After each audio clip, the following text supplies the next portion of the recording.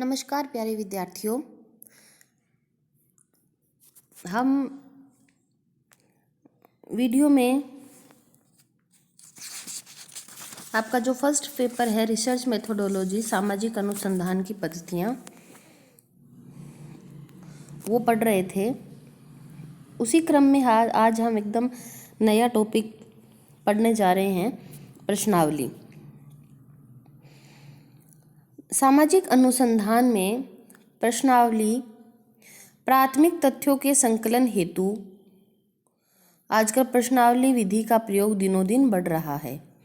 यह विधि अन्य विधियों की अपेक्षा सरल एवं सस्ती है।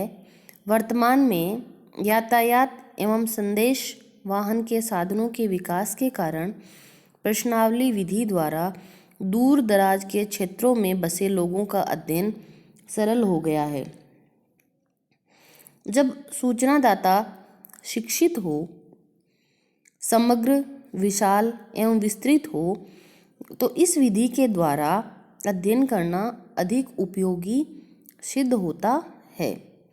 कई बार ऐसा होता है कि जिस विषय या समस्या का हम अध्ययन करना चाहते हैं उससे संबंधित लोग बहुत बड़े क्षेत्र में फैले हुए रहते हैं, जिनका अध्ययन अवलोकन या साक्षात्कार विधि द्वारा करने पर बहुत अधिक समय व धन की आवश्यकता होती है और सूचनाएं भी शीघ्र संकलित नहीं की जा सकती।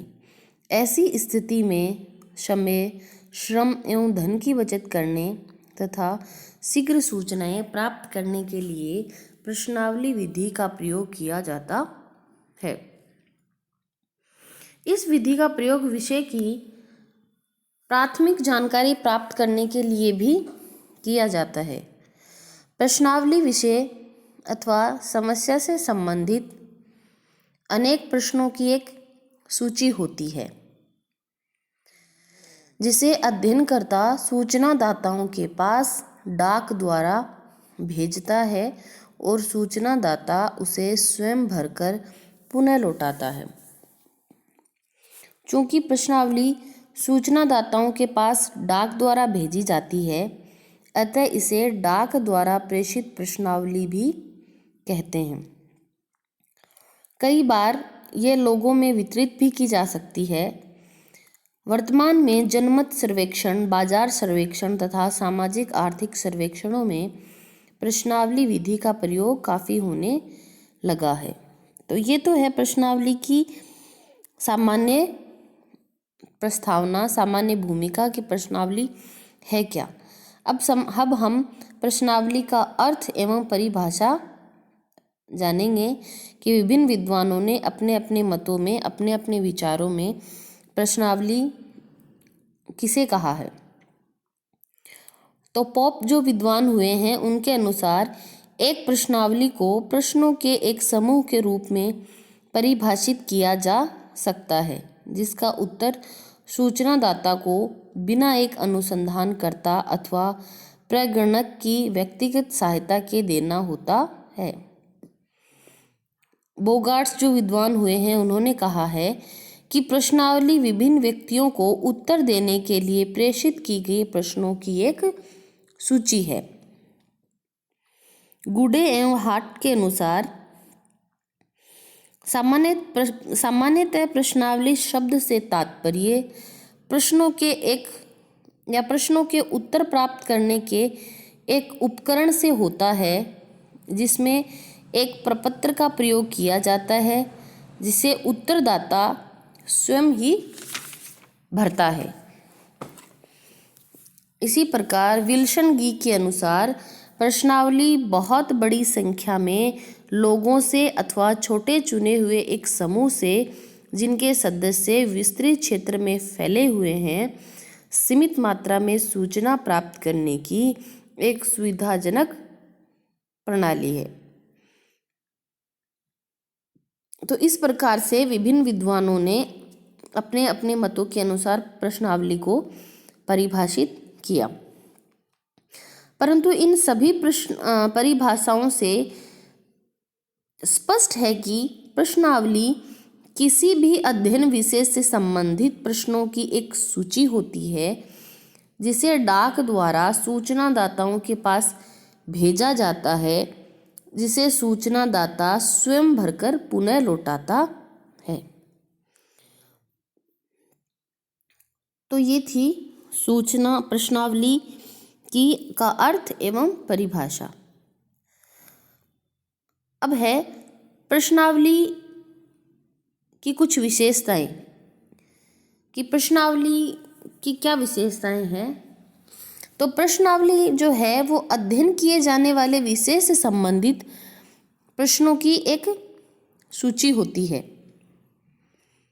प्रश्नावली को डाक द्वारा सूचनादाताओं के पास भेजा जाता है। कभी कभी स्थानीय स्तर पर इसे वितरित भी कराया जा सकता है। मतलब अपना कोई स्थानीय क्षेत्र होता है, छोटा क्षेत्र होता है, तो वहाँ हम डाक से ना भेज के इसको वितरित भी करवा सकते हैं।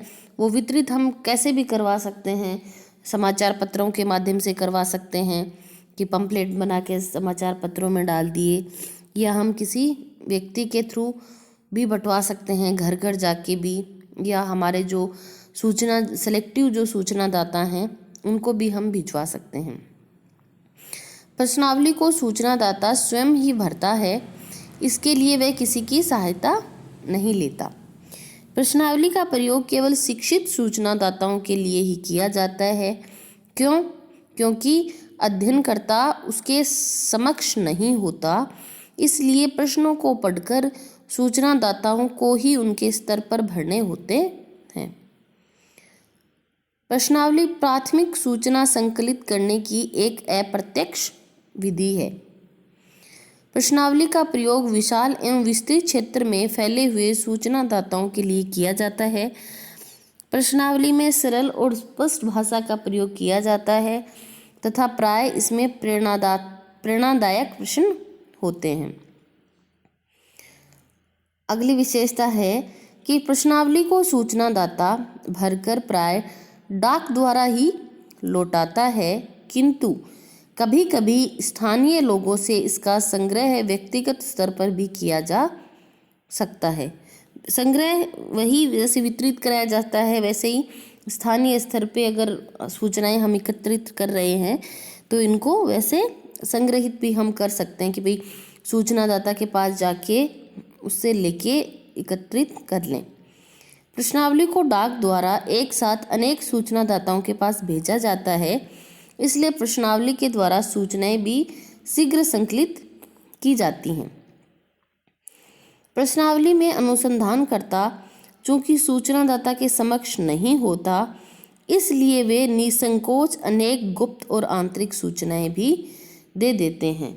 मतलब इसमें सूचनादाता जो है वो स्वयं ही भरता है, किसी अन्य व्यक्ति की सहायता नहीं लेता, इसलिए उसे किसी प्रकार का भय नहीं होता और वो गुप्त सूचनाएं भी, आंतरिक सूचनाएं भी प्रश्नावली के माध्यम से सूचना अनुसंधानकर्ता को दे देता है।